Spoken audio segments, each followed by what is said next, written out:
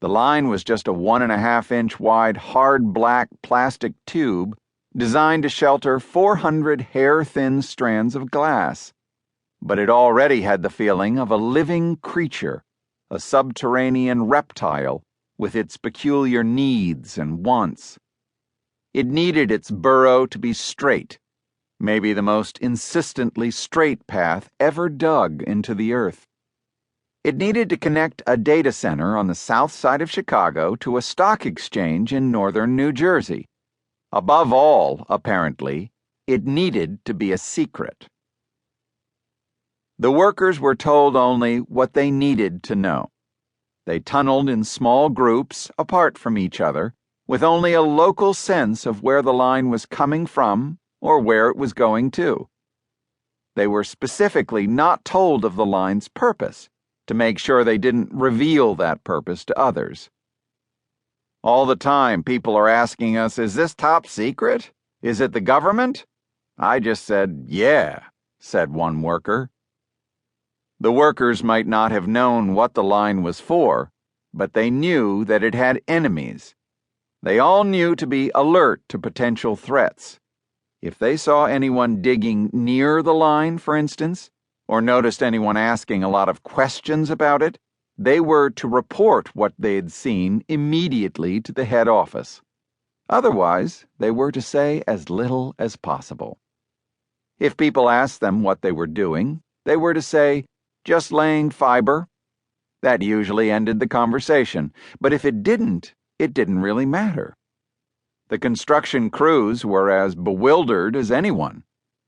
They were used to digging tunnels that connected cities to other cities and people to other people. This line didn't connect anyone to anyone else. Its sole purpose, as far as they could see, was to be as straight as possible, even if that meant they had to rock saw through a mountain rather than take the obvious way around it. Why? Right up until the end, most workers didn't even ask the question.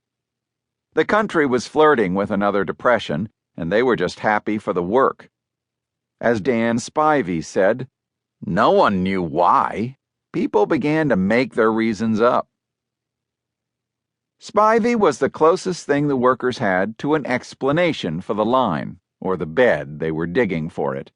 And Spivey was by nature tight-lipped, one of those circumspect Southerners with more thoughts than he cared to share. He'd been born and raised in Jackson, Mississippi, and on those rare occasions he spoke, he sounded as if he had never left. He'd just turned 40, but was still as lean as a teenager, with the face of a Walker Evans tenant farmer. After some unsatisfying years working as a stockbroker in Jackson, he had quit, as he put it, to do something more sporting. That turned out to be renting a seat on the Chicago Board Options Exchange and making markets for his own account.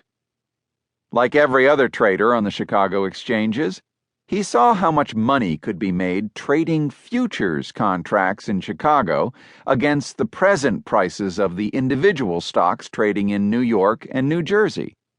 Every day there were thousands of moments when the prices were out of whack, when, for instance, you could sell the futures contract for more than the price of the stocks that comprised it.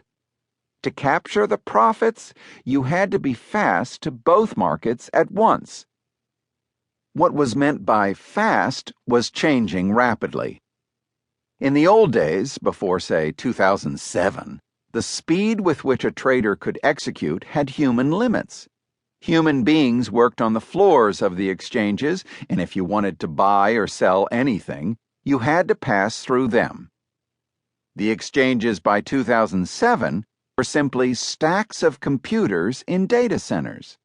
The speed with which trades occurred on them was no longer constrained by people. The only constraint was how fast an electronic signal could travel between Chicago and New York, or, more precisely, between the data center in Chicago that housed the Chicago Mercantile Exchange and a data center beside the NASDAQ Stock Exchange in Carteret, New Jersey. What Spivey had realized